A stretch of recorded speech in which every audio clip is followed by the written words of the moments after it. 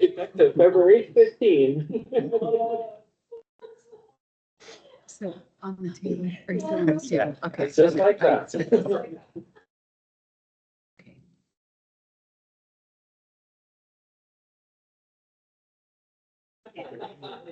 We're good. Go ahead.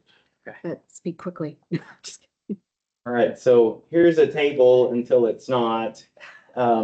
Just focusing on some of the similarities and differences between the current Oregon-specific MPJE or state-specific MPJE and the UMPJE.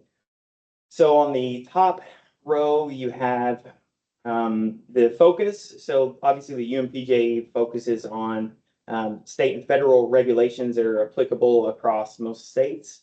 Whereas now we have a state-specific model with some federal law thrown in there, obviously.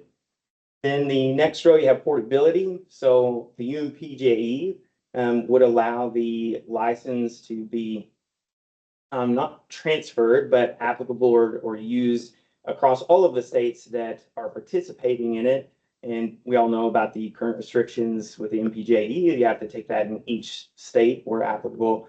And the next row relates to content distribution. A ton of differences there, a lot of overlap. The next involves content creation. And I think this is where we might see some benefits in terms of staffing or resources. Right now, we do spend a lot of time over 2 distinct points in the year involved in writing and or reviewing the questions that are used for the Oregon specific exam. So although we would review the questions for the UMPJE, NABP writes those versus board staff writing the Oregon specific questions now. As far as review, same thing there. Board staff would review all of the questions to ensure applicability to Oregon regulations. We still do that as part of our comprehensive review now. And then there is a difference in the fees. There is a $100 application fee and a $350 exam fee for the UMPJE versus now we have a $100 application fee and a $170 exam fee. Question. Dispensing requirements is listed twice. Is that two different things or is it a typo for Oregon? Executive Director Runyon. I believe that is a typo. What, do we know what the other, I'm just curious what the other, is there another category that kind of matches up with one other one over there?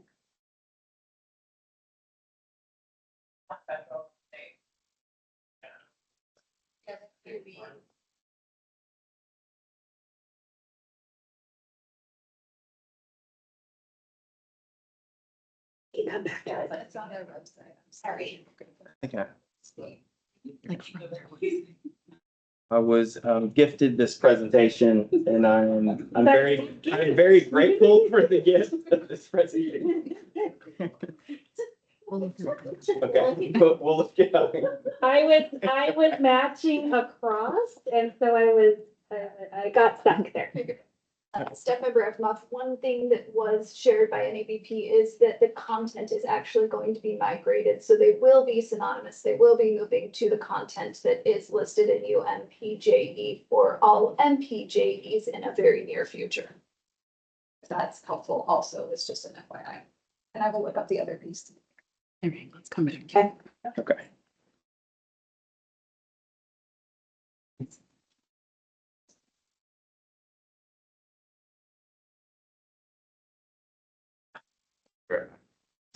So board member Chandler, just a quick question. So once you take your exam, is it a once in a lifetime unless you do something and you have to take it again? Okay.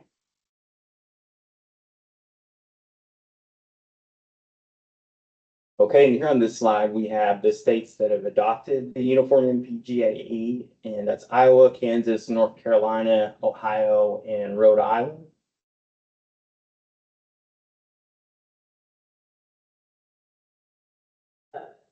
Board member Kroger, I think there's a handful of updates recently. Indiana, I believe, has voted to move that direction within this past week and maybe New Hampshire. But regardless, good work. Thank you. On the website, that's all that's listed. Yeah. we can all be- All right, and we'll move back, or we'll move forward to the survey questions that we sent out. So question 1, do you support the Oregon Board of Pharmacy utilizing the uniform multi-state pharmacy jurisprudence examination for pharmacist licensure? So we see about a 90% approval rate there, which that overwhelming support closely aligns with the overall sentiment of feedback we received from several interested parties.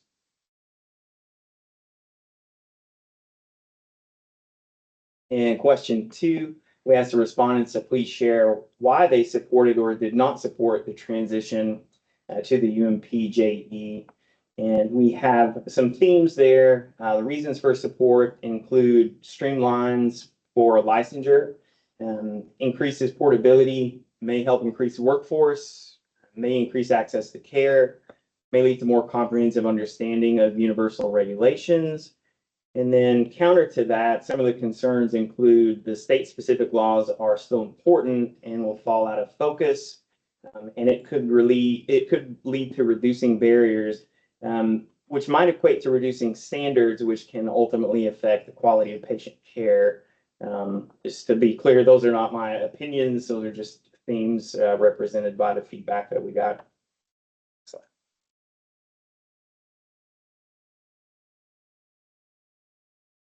And question 3 relates to the timeline for implementation. It says, if you support utilizing the UMPJE, how much time do you think is necessary to effectively transition to this new process? We gave answers of 3 months, 6 months to a year, 2 years, or 3 years.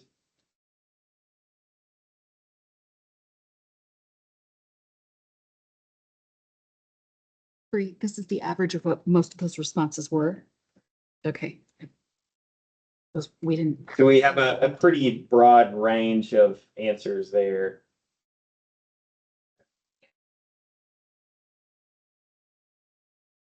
So in summary, overall, the public appears to support transitioning to the UMPJE, with a majority suggesting a 1 to 2 year timeline or effective date. If the board would like to make this transition, the following rules would need to be amended, and that reference the Oregon specific MPJE.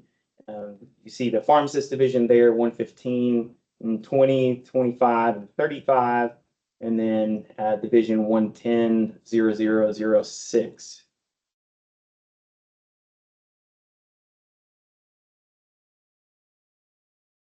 And with that background and context, President Joyce, I'll turn it over to you for policy discussion. All right, I'll start off with Board Member Kirkbride. Any thoughts? Lucky me. First, I just want to commend our, licensees and or interested parties. I'm not sure who all this went to, but, we had an immense engagement in this survey, and I am just about through reading all of the comments. There's a lot of feedback, and I really appreciate having so much feedback to read. I do see some themes here, and I agree. I generally feel very positively about this, and I think it has a lot of positives.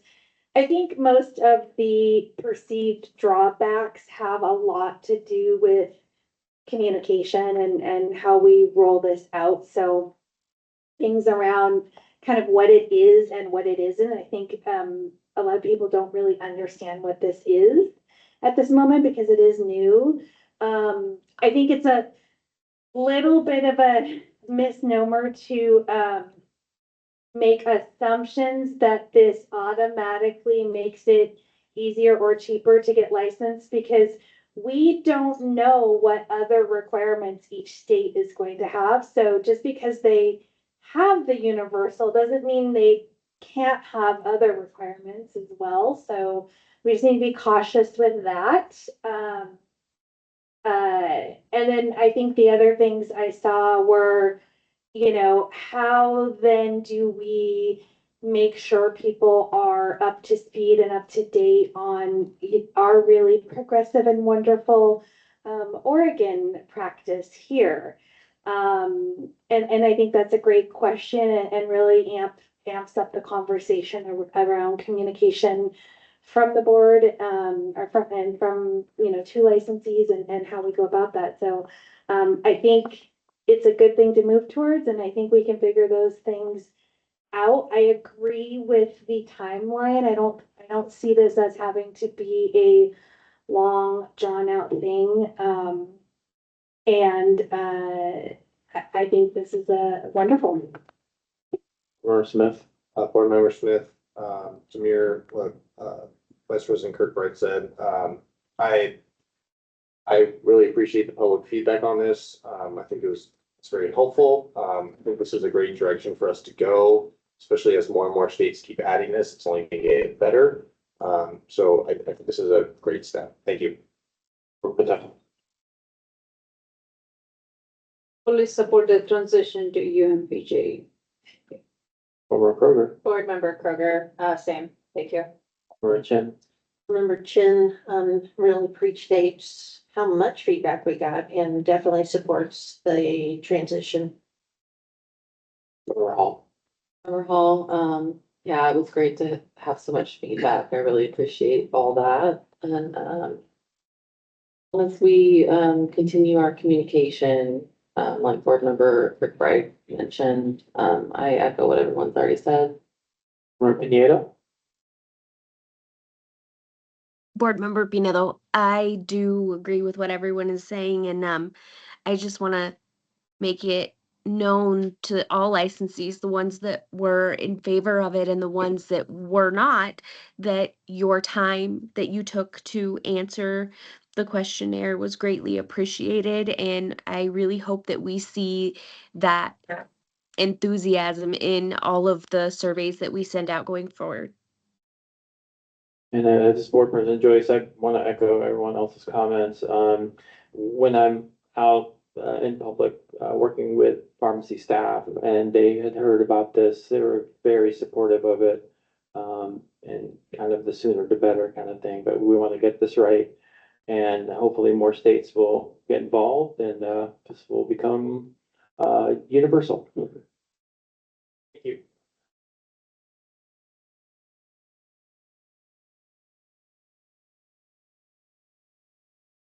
Executive Director Runyon, Staff Member Melvin just supplied me with a statistic or a figure. We sent this out to 9,247 email subscribers, and that included interns and pharmacists. Impressive. Are we? Do you want to address the first slide? Do we need to go back? Oh, I sent it to Gary. Correct the record. Oh, I don't know if he is. Okay, so looking for some guidance, should we is now a good time for a break? It's 2:30 now, let's just take a 10-minute break, or did you want to continue, Staff Member Evermoff, with anything? No, okay. Well, thank you, Gary, for putting this all together, great job. We're gonna come back, though. We need to have a little bit more direction from the board on next steps, maybe? But after the break, want to discuss that? Well, no, let's do that now, right? Let's do that now. Going forward with MPJD, the next steps.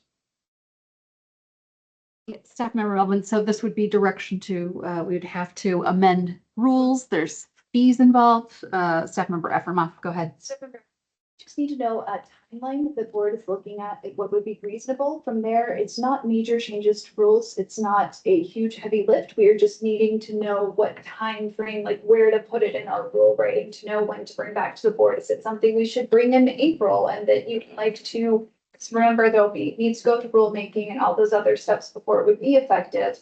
So just trying to think out loud. How quickly or slowly, if the board didn't want to implement for 2 years, then we would probably bring it later. So that's, Yeah. I hear that, but I just wanted to Sure. what the board was. Let me go around. Board Member Smith, do you have any suggestions on timeline, next steps? Board Member Smith, based on some previous discussions earlier today, I I'm not really super concerned about the timeline. Some I would like to have done at some point, but I know the board is busy with a lot of things right now. This is something that is important, but whenever it can get done is kind of where I stand on it. Thank you.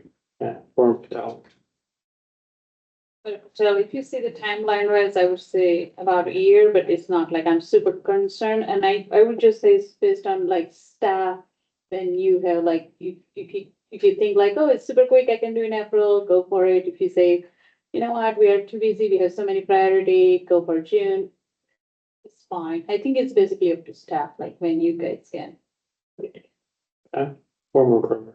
Remember Kroger, yeah, as soon as reasonably possible for board staff to put together, the sooner the better, but it's not like.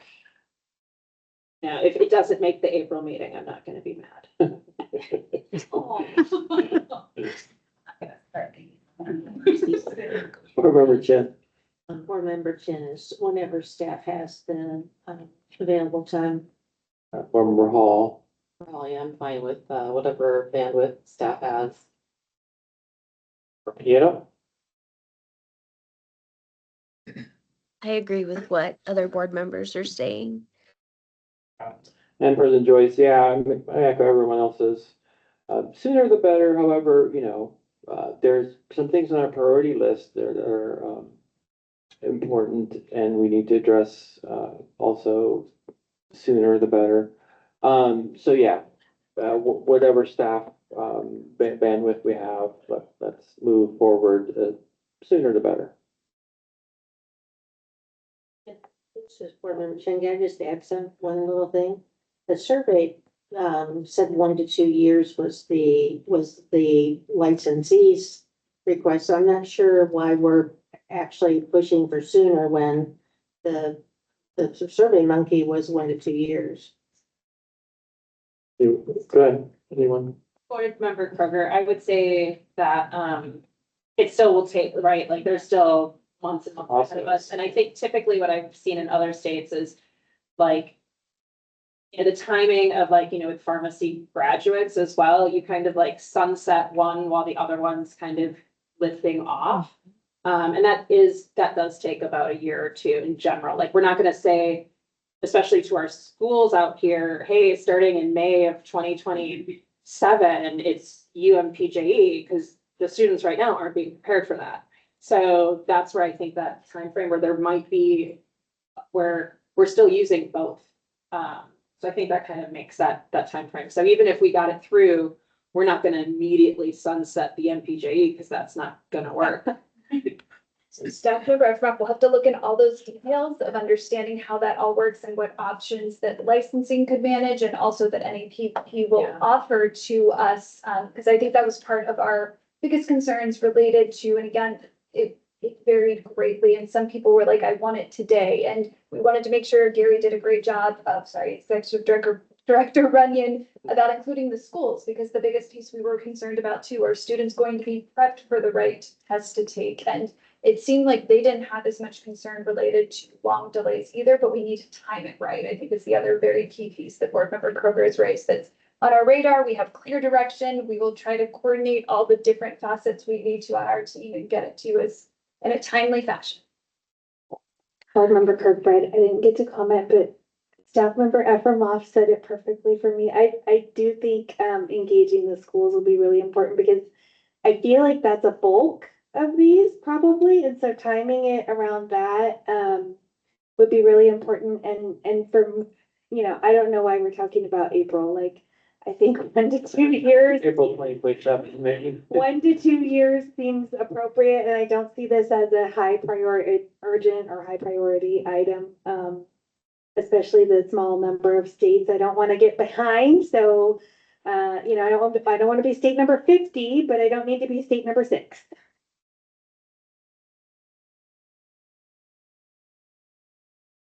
For staff member from off, you pretty much have what you need. So, okay, thank you. I do know like NABP themselves are pushing this, trying to get more states involved. So we're getting there. I think, Yeah, do you want to? now's a good time to take a 10-minute break maybe? Or do you guys want to push on and just try to finish this out? You want to push on? All right. All right, let's push on. Okay. Bathroom break now? Okay. So, we'll now receive a legislative, financial, and strategic plan update from Executive Director Runyon.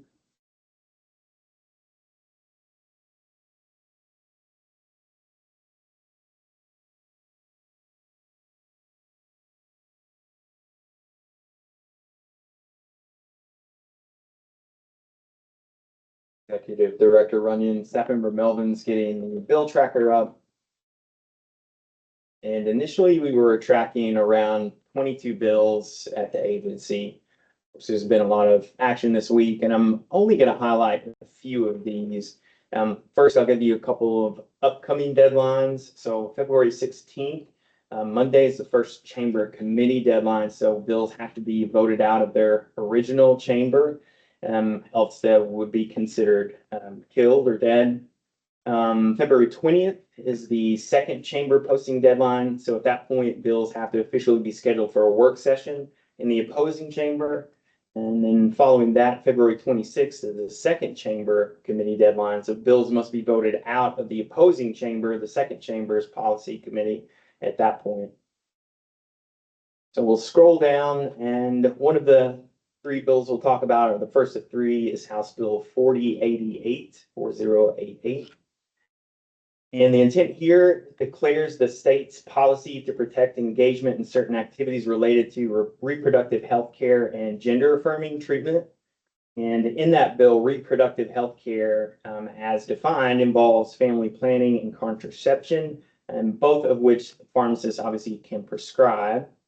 The most recent update on the bill's disposition, there was a due pass recommendation with amendments scheduled for third reading in the House on 2/16/2026. And the next bill we'll look at is House Bill 4110.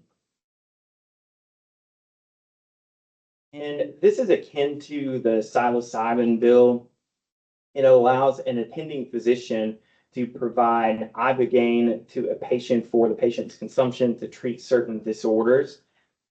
It's unlike psilocybin in that there is a very distinct cardiac risk profile with this one, number one. So the supervision requirements are a lot more stringent. This is given in a medical model as opposed to a supervised registered individual model or a wellness model.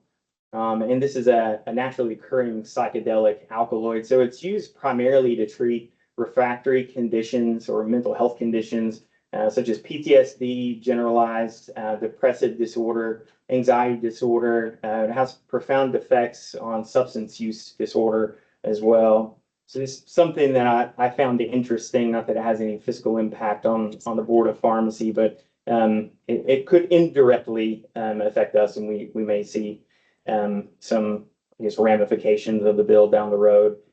And the disposition, we're awaiting results to be posted for the 2/12/2026 work session to determine if it was passed out of that committee. And the last bill we'll talk about, we're tracking perhaps the most important one on the list, and it's Bill 4131, House Bill 4131, for the mobile pharmacy bill. Directs the State Board of Pharmacy to issue a license to operate a mobile pharmacy to a qualified applicant. And obviously, this would have an impact on the agency and agency operations, and I'm actively engaged with this one. That's all I can say at this point. And in terms of disposition, it was heard at a 2/12/2026 work session and reported out with amendments. Next step would be scheduling work session in that second chamber by 2/20/2026. And I'm sure I'll add updates to that in the next ED report when I get that out. And that is all for the legislative update.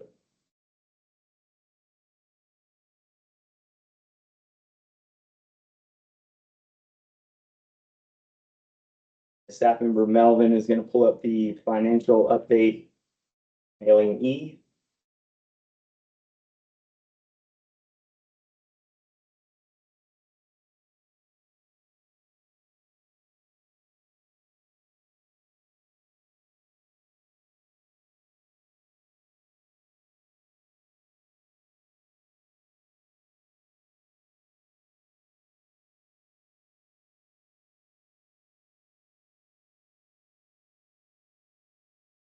Executive Director Runyon. Staff member Melvin, scroll all the way down to the December portion.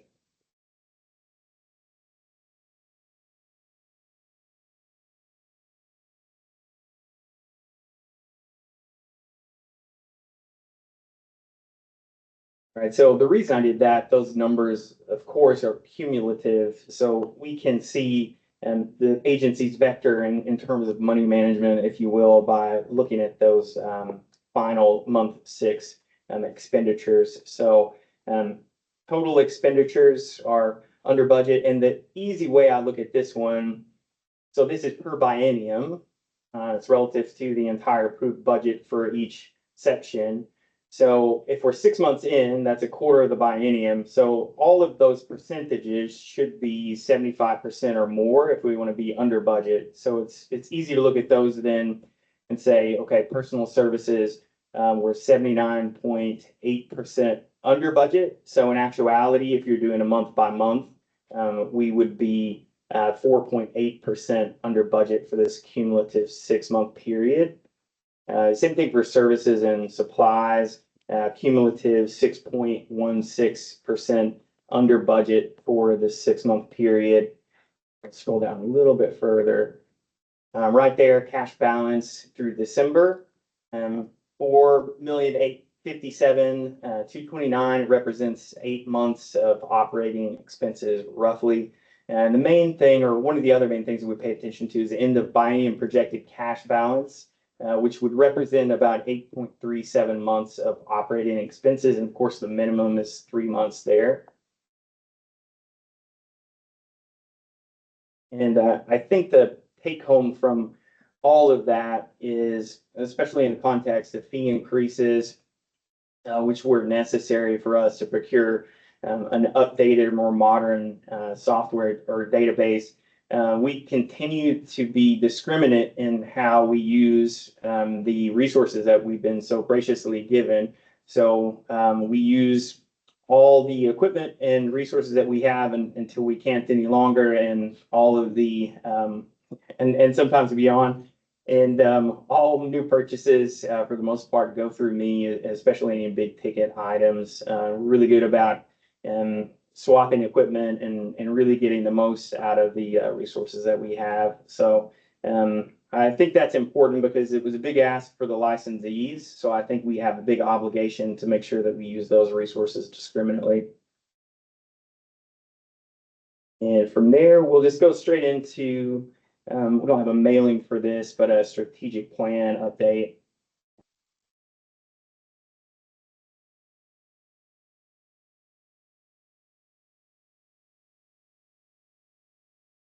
So the agency remains compliant with all of the governor's initiatives.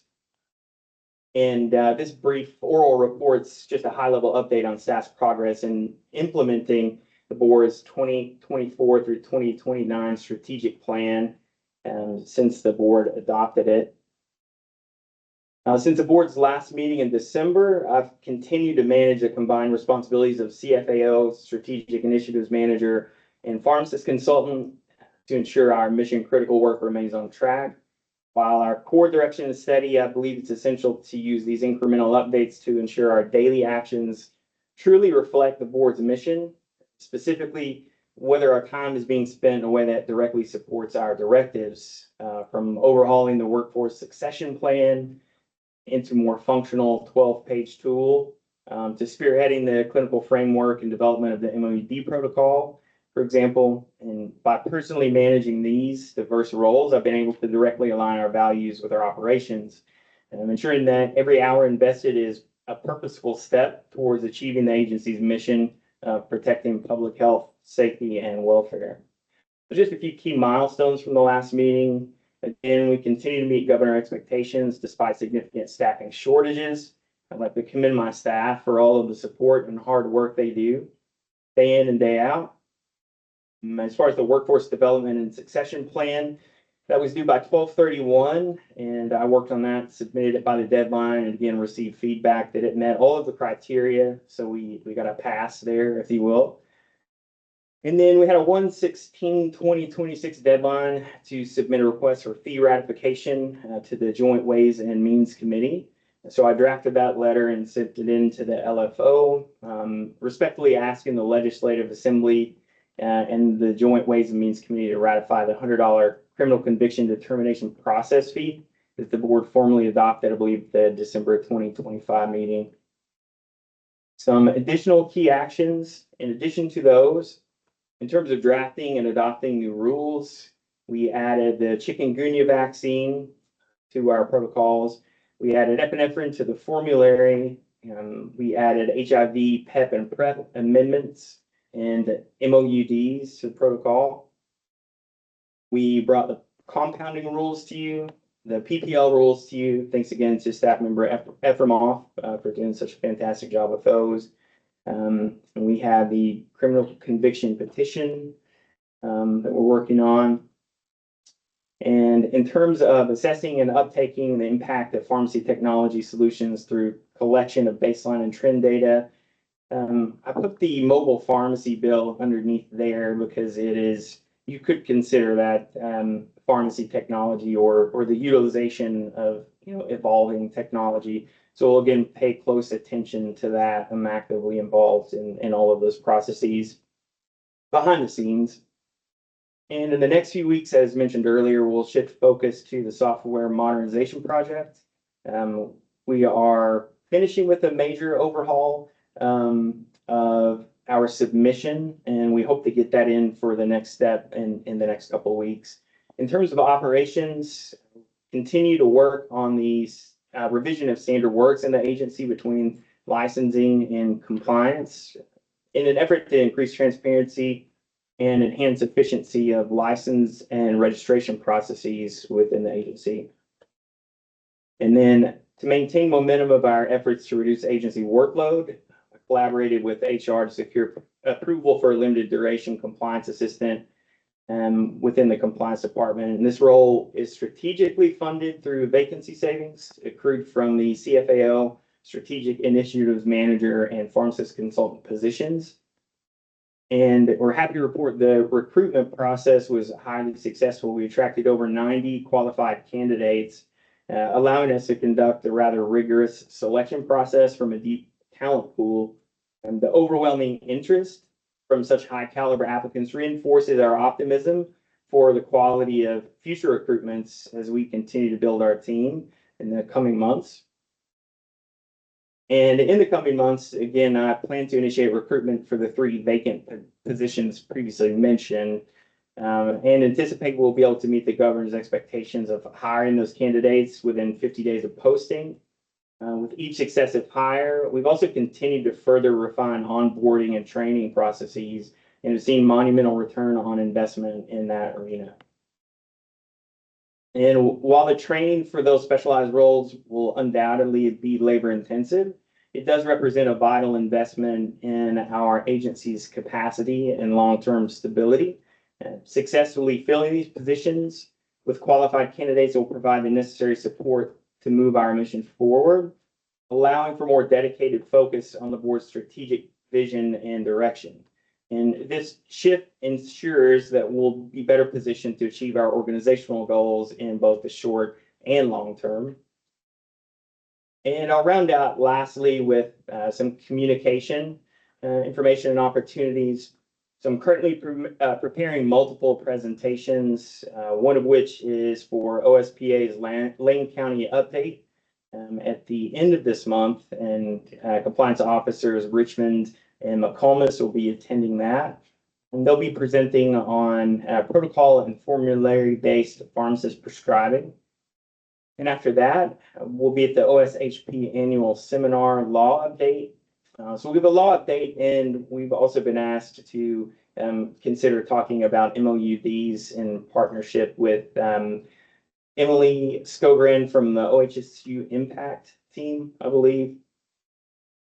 And then OSU College of Pharmacy has asked me to come and speak to their P3 students and give a primer on pharmacy and administrative law. And so I'll also be working with senior counsel Hunt on that one. And then on 1/22, I hosted a meet and greet for Pacific University exchange students here at the office. I think that's the third or fourth time that we've done that. And it's always a positive and unique experience. And in December, after the board meeting in December, I met with Stacy Olstead and Mike Miller to discuss some pertinent and emerging topics representing shared interests between our organizations, if you will. And that concludes the strategic plan and operational update. I'll turn it back over to you, Board President. So are we gonna talk about the board meeting dates? Is that? No, that's just for reference. Nothing to Is talk that- about. Sorry, staff member relevant, that's just for your reference, nothing to discuss there. So we're now gonna discuss the NABP annual meeting, starting with Executive Director Renyon.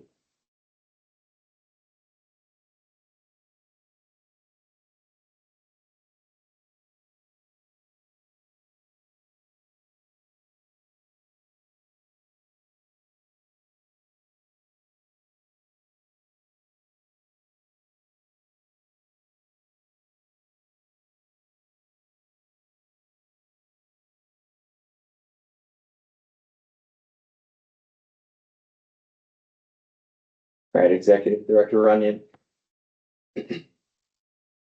So we'll talk about the NABP annual meeting, just to give you a summary. Every year we send a couple delegates, and that's typically the ED and the board president. This year it's the 122nd NABP annual meeting. It's scheduled for May 12th through 15th at the Hilton Boston Park Plaza.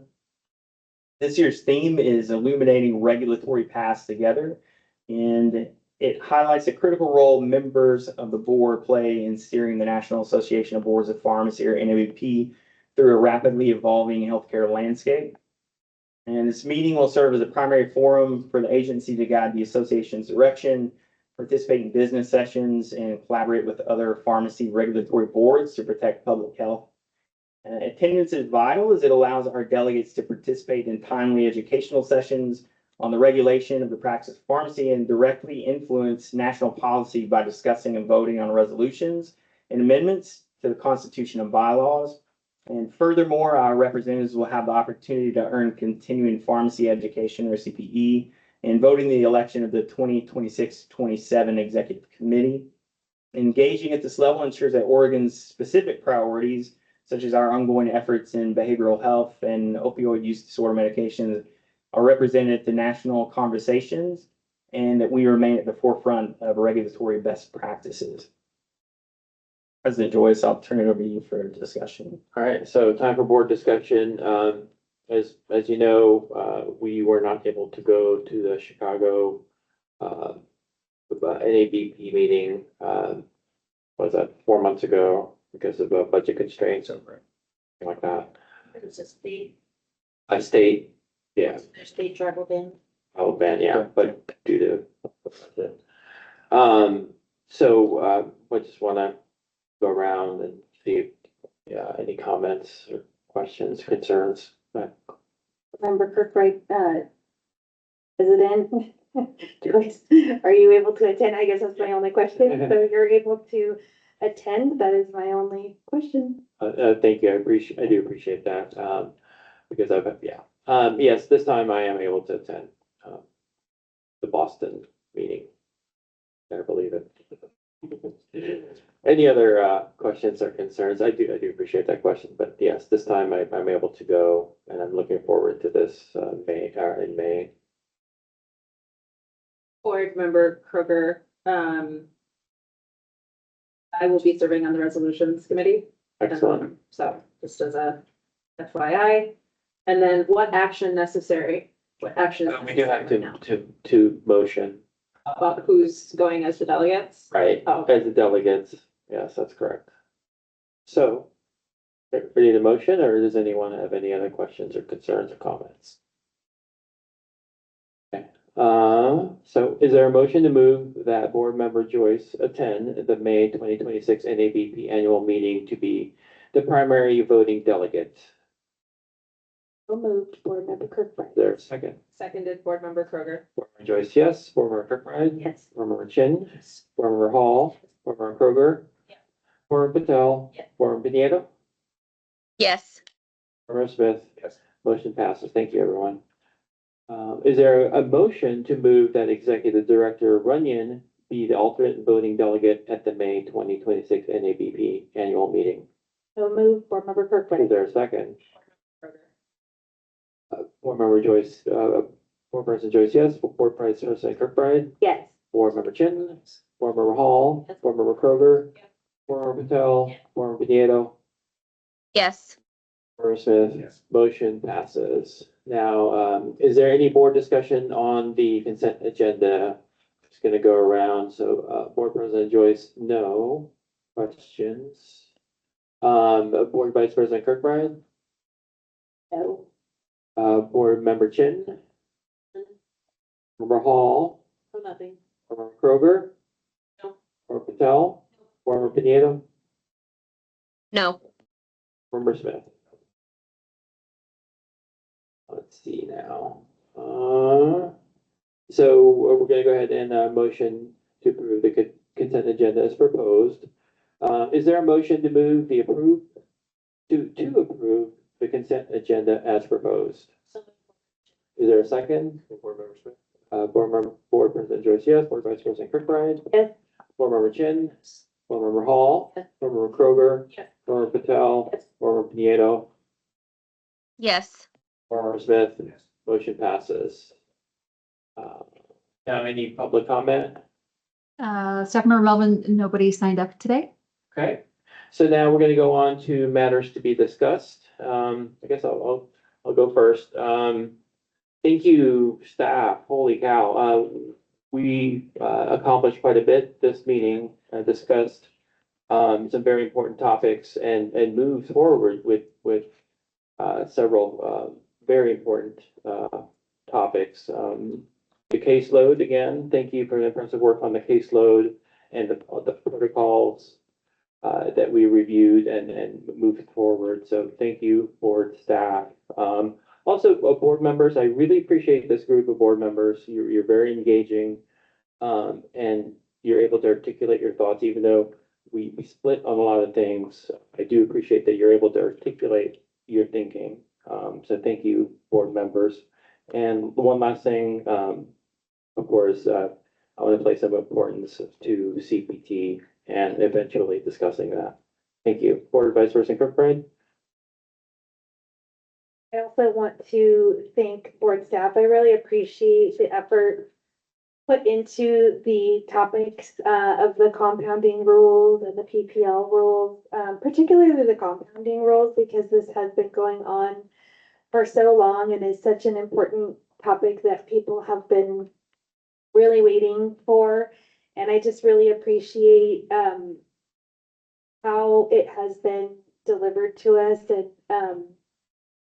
the thought that was put into taking us through each section and really capturing our intent. And it's not easy, I'm sure, but just really spectacular to see that come back and really represent what we intended with very little further manipulation needed. So that was amazing. And I can see us using this process, and we already used it again today with the PPL. So really great work and really appreciate that. I think